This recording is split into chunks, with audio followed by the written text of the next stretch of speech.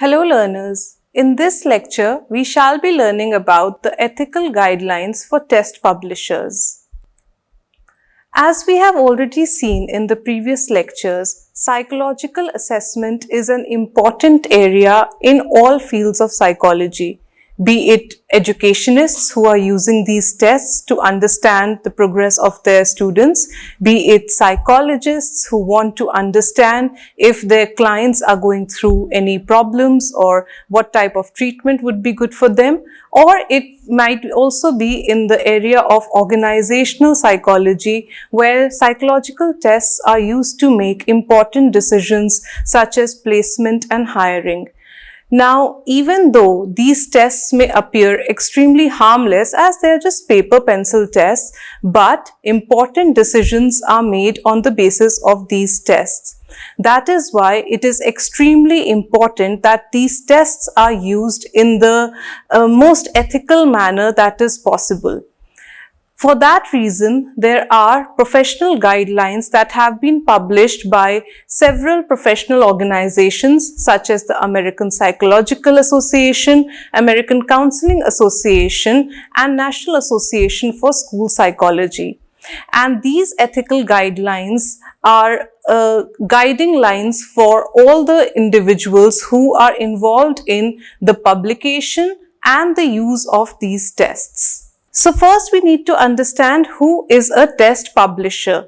A test publisher is somebody, an individual, an organization or a company who is involved in the production, development or distribution of psychological tests. So this involves people who are running corporations that sponsor the publication of tests, as well as individual test authors who develop these tests. Now, when we talk about the APA guidelines for test publishers, they pertain to three areas. The production of the test, that is the whole phase where test authors are constructing the test and the materials are being prepared. The marketing of these tests, how do you promote those tests, how do you get the word out about the test, and the distribution, how the test actually reaches the users and in what form the test users receive it and who receives it. So all of these guidelines are very important for individuals who are involved in the publication and development of tests. So we will now look at the guidelines for test publishers one by one. The first guideline pertains to the providing technical manual for the test. Now, as you all must know that with every psychological test comes a little booklet that tells you all the information that you need to know about the test, how to administer it, how to score it, how to interpret it.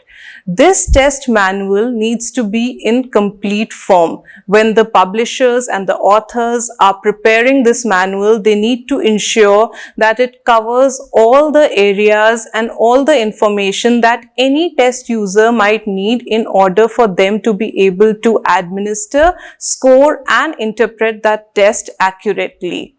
Now, all of these manuals need to involve certain areas in detail. The first thing is the purpose of the test. Why is this test made and what is it to be used for? There might be different concepts. For example, an intelligence test might cover intelligence from different theories perspective. So, by reading the manual, the test user, that is the person who will be finally using the test or administering the test, should be able to understand which theoretical foundation this test has been made on. The administration procedure and instruction also needs to be highlighted in as much detail as is possible. The test author and the publisher will not be present whenever the test is being used, and that is why the manual itself should cover all the required details that any person, any lay person who has some training in test conduction would need to be able to understand how the test is to be administered, what are the instructions that are to be given, if there are different subtests, then in what sequence are they to be administered, and all other details. Maybe there are some conditions under which the administration can be done in a different manner, or specific samples for whom administration can be altered. So all of that needs to be covered by the manual also. The scoring method needs to be in detail. That includes the scoring key, that is the response pattern and how that is to be scored, as well as the norms that are provided with the test. And it's not just sufficient to provide normative tables, it's also important to provide details about how those norms were formulated, on which sample was this test standardized, because that will help future test users in determining whether the test is applicable for the populations that they intend to use it for. Interpretation guidelines also need to be highlighted in detail, in what settings or in what ways that test can be interpreted, if there are any specific studies or research that have been done that help in further interpreting the test results, some comparative studies that enable the test user in interpreting the test for different populations. All of that needs to be mentioned in detail in the manual. And finally, the limitations of the test. Every test cannot do everything. An intelligence test, no matter how comprehensive it is, would have some limitations. So that is also something that test authors need to mention. With which samples will the test not be used, or under what settings the test interpretations would have to be made with a little caution. All of that needs to be mentioned so that any user who gets the test would be able to understand that and apply the test accordingly. Now, the next one is regarding ethical marketing of tests. So, even though these tests are like products that are being sold, but they are like instruments or devices that are used in a scientific manner, and that is why their marketing needs to be done in that way. Just like you would be selling a medical instrument, you need to present all the information to the one who will be purchasing it. Test publishers cannot just present a one-sided picture highlighting the good parts or the benefits of getting that test or using that test, and not giving away the potential harmful or misuse of the test. All of those things need to be mentioned in an unbiased manner whenever the test is being marketed. The next principle applies to ensuring competence of test purchasers. So, although the test publisher has published the test, but they cannot say that it is not our responsibility to decide who will purchase it or who will use it. Tests, again, psychological tests are extremely important devices, and if they get into the wrong hands, they can mean more harm than benefit. So only qualified users should be able to purchase tests. There are several reasons why test publishers need to ensure restricted access. The first one being that if the tests get into the hands of an underqualified user, then inaccurate interpretations can be made. One can imagine that if a psychology student who still does not have a lot of training into the concepts of depression or other abnormalities or the nuances of personality traits, if they get this test that they are not trained to perform, they may not be able to interpret it in the right manner, and they may actually end up harming the person that they perform that test on. So it's very important to ensure that the test user has the required qualification to perform that test. Another reason why tests should not be sold to anybody and everybody is that there are certain psychological tests whose validity is reduced if the examinee has previewed the test. So, for example, if you take certain projective tests like the Rorschach inkblot test, then if an examinee has already seen the cards, the validity of the responses and the interpretation is not as high as if the examinee is seeing the cards for the first time during the test administration. That is why it is very important that test publishers need to keep a check on who is buying the test, and it shouldn't be sold to any lay person.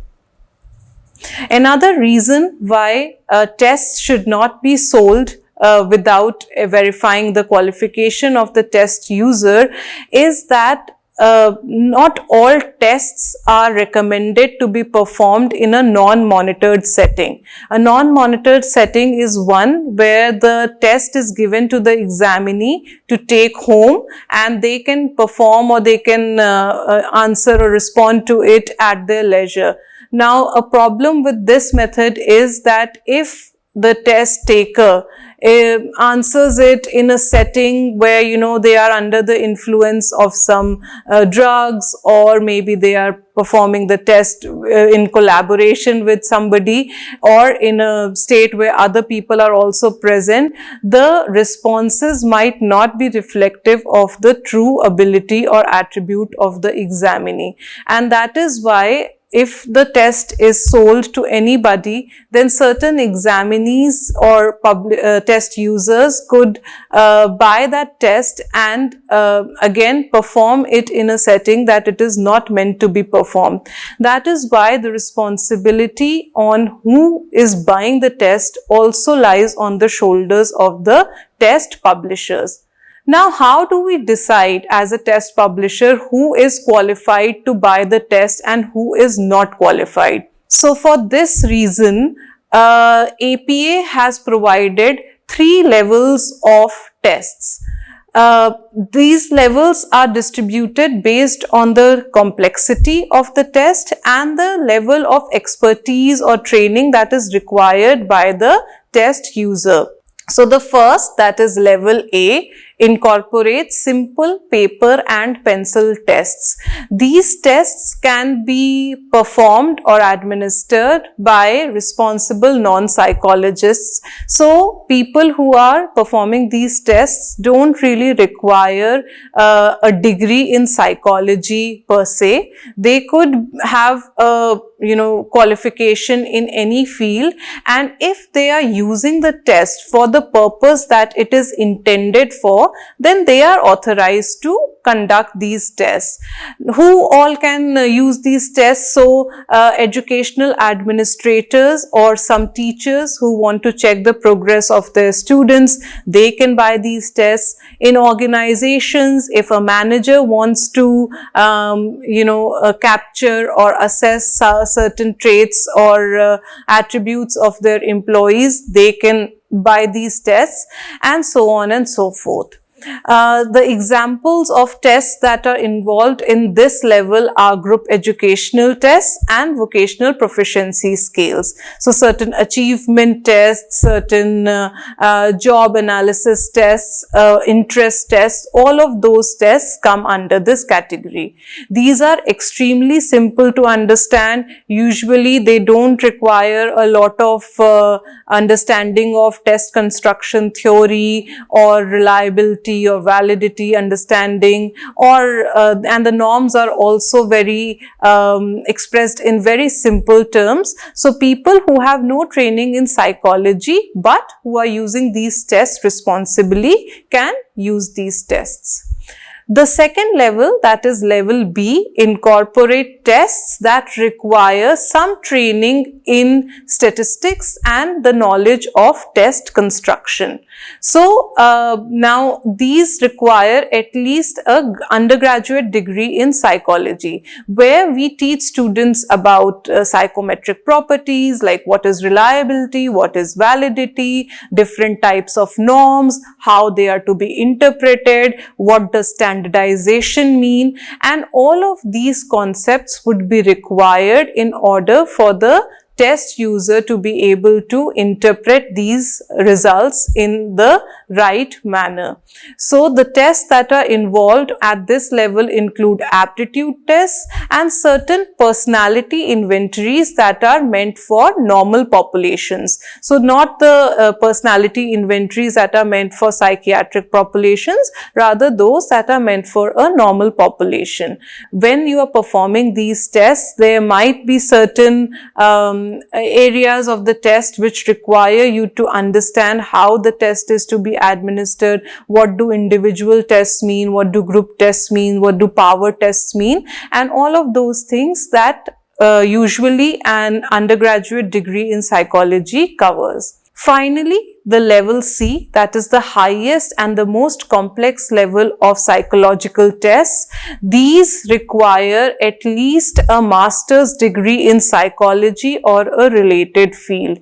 And these include tests like projective tests, individual intelligence test batteries, neuropsychological tests. So these are all those tests that require the examiner to understand the concept behind or the theory behind the test.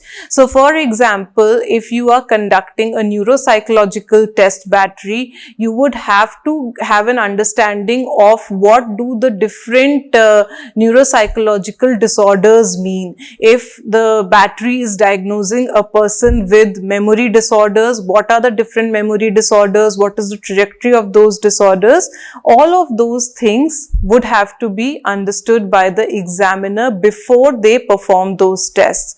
Similarly, when we talk about projective tests, it's very important for the examiner to know what the projective hypothesis is or what do these projective tests mean, right? If you don't have that understanding, you will not be able to conduct the tests in the appropriate manner.